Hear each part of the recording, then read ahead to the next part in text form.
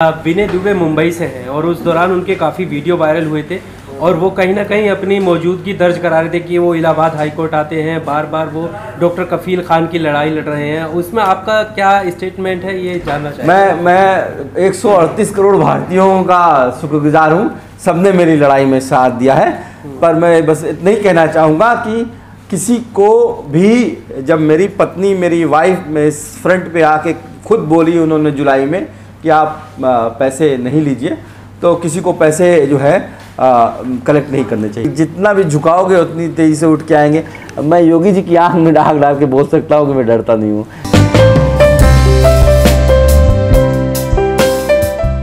क्यों वापस नहीं किया जा रहा है, ये योगी जी से बेहतर आंसर कोई नहीं दे सकता है। शायद उन्हें ही पता होगा। पर मैं बस इतना कहना चाहूँगा कि 9 इंक्वायरियाँ हो चुकी हैं।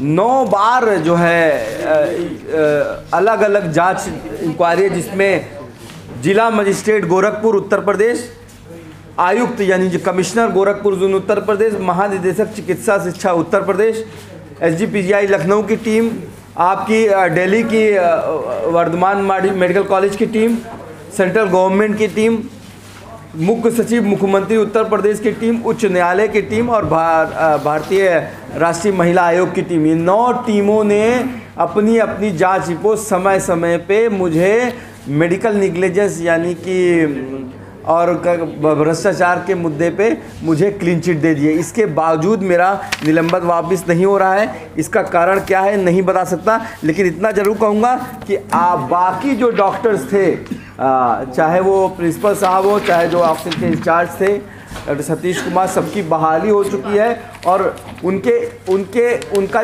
जो अपॉइंटमेंट लेटर है उसमें ये लिखा हुआ है कि आपकी इंक्वायरी चलती रहेगी, आपको बहाल किया जा रहा है। पर मुझे ये इलाहाबाद हाई कोर्ट का, जिसमें देखिए साफ साफ लिखा है कि कोई एक भी सबूत नहीं मिला मेडिकल निग्लिजेंस का, कोई करप्शन नहीं किया। और ये जो इनकी इंक्वायरी रिपोर्ट है जिसमें ये कहा गया है आरोप सत्य नहीं हुआ है, इसके बावजूद मुझे बार बार जो है इंक्वायरी बैठा के परेशान एक तरह से किया जा रहा है। मुझे ये लगता है कि योगी जी का बस चलेगा तो 2022 तक जो है वो नहीं करेंगे। तो इसीलिए मेरे जो इलाहाबाद के कोर्ट के लॉयर्स थे, उन्होंने कहा था कि आप NSA के बाद जब से आए हो तो आप कम से कम 3 नोटिस उनको और भेज दीजिए। तो मैंने 18 सितंबर, 13 अक्टूबर और 7 नवंबर को लास्ट नोटिस भेज दिया है। 3 नोटिस पूरी हो गई है। मैं 1 महीना वेट करूंगा, नहीं तो उसके बाद कोर्ट मूव कर जाऊंगा अपनी बहाली के लिए। जैसे इलाहाबाद हाई कोर्ट ने आपका UAPA हटाया, तो उस दौरान एलिगेशन हटाने के बाद ये नहीं किया कि निलंबन जो है वो कब तक हटाया जाए, या क्या इस पे काम किया जाए? नहीं, आपको कोर्ट की कार्रवाई बता दूं। आप जो प्रेयर मांगते हो, कोर्ट जो है उसी पे ऑर्डर लेता है। उसके आपको अगर अपना निलंबन का हटाना है तो आपको फिर से एक रिट फाइल करनी होगी। जो उसका प्रोसेस बताया मैंने कि 3 नोटिस कम से कम सरकार को देनी होती है, उसके बाद ही जो है वो फाइल कर सकते हैं। तो मैं 3 नोटिस पूरी कर चुका हूँ, अब मैं फाइल करूँगा। सर, आप बार बार सरकार को निवेदन कर रहे हैं कि मुझे जॉब पर वापस लिया जाए, तो सरकार का इसमें क्या कहना है? सरकार कुछ नहीं कहती है। मैं 25 से ज़्यादा पत्र भेज चुका हूँ जब से 2017 से निलंबित हुआ हूँ।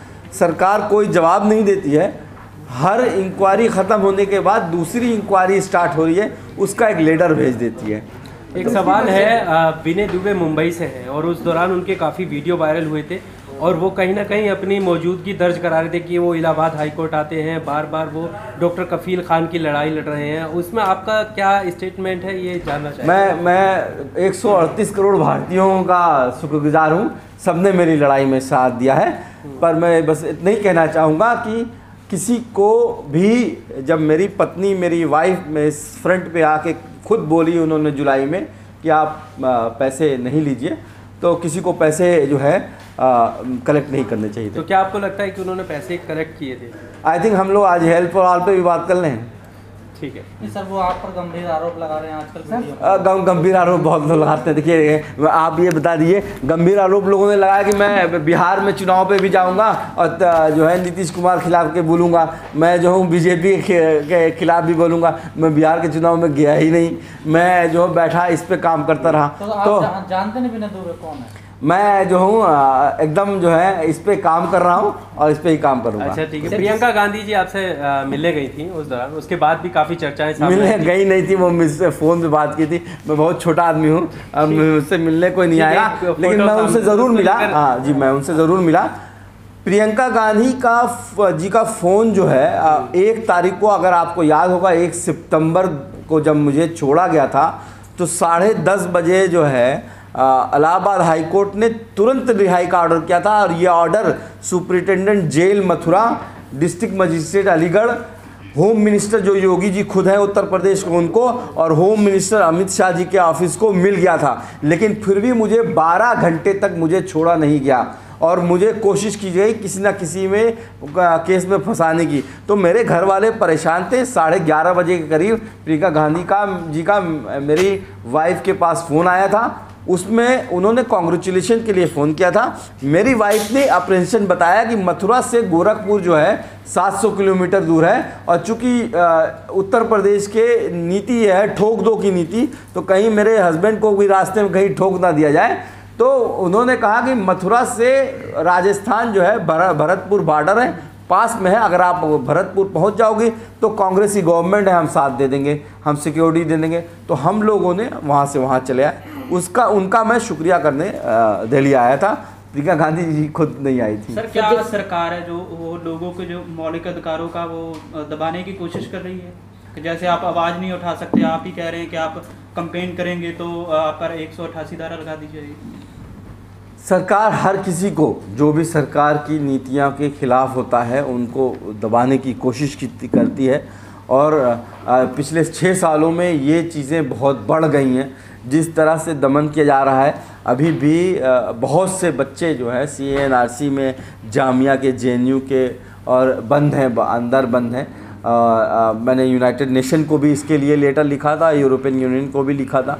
और हमारी कोशिश रहेगी कि ये जो हमारी जो संविधान की तरफ से राइट टू इक्वलिटी और फ्रीडम ऑफ स्पीच की जो भावना दी गई है, उसको देश के लोकतंत्र में कायम रखा जाए, और उसके लिए हम लोग हमेशा लड़ते रहेंगे। सर, जैसे अभी CNRC को लेकर आपने कहा, अगर फिर से प्रोटेस्ट वगैरह होता है तो क्या आप दोबारा फिर सड़कों पर उतरेंगे? आई थिंक हम लोग हेल्थ फॉर ऑल पे बात करें, लेकिन ये जान लेना कि अगर ये कहते हैं कि हम चुप रहेंगे तो चुप तो नहीं रहेंगे। आपको भी डर लगता है? आपको डरना आता नहीं हमें, चाहे जितना भी डरा लो। कहते हैं ना कि जितना भी झुकाओगे उतनी तेज़ी से उठ के आएंगे। मैं योगी जी की आंख में आग डाल के बोल सकता हूँ कि मैं डरता नहीं हूँ, ठीक है। डरना होता तो आपको याद होगा कि मैं जेल के बाहर, मेरे घर वाले मुझे जो है बैठा रहे थे, लेकिन मैं भी फिर भी डरने की कोई बात नहीं है। डरना होता है तो शायद जो है मैं उसी वक्त BRD के बाद 9 महीने जब जेल में रखा था तभी डर गया होता। डरना होता तो जब मुझे 5-5 दिन खाना नहीं दिया गया, जब मुझे कपड़े उतार के मुझे मारे गए, और मुझे क्वेश्चन ये पूछा गया कि आपने कोई पाउडर बनाया है जिससे लोग मरे। तो खैर ये सब बातें जो है हम लोग बहुत कर चुका हूँ मैं। आज हम लोग उस पर बात कर रहे हैं। बस इतना कहना चाहूँगा, किसी की आवाज़ नहीं दबाई जाती है। मैं इतना बिलीव करता हूँ कि जो भी फासिस्ट फोर्स होती है, इनकी अगर आँख में आँख डाल के अगर आप जितना भी डरोगे तो उतना डराएंगे, और जितना इनकी आँख में आँख डाल के बात करोगे ये दूर भागेंगे।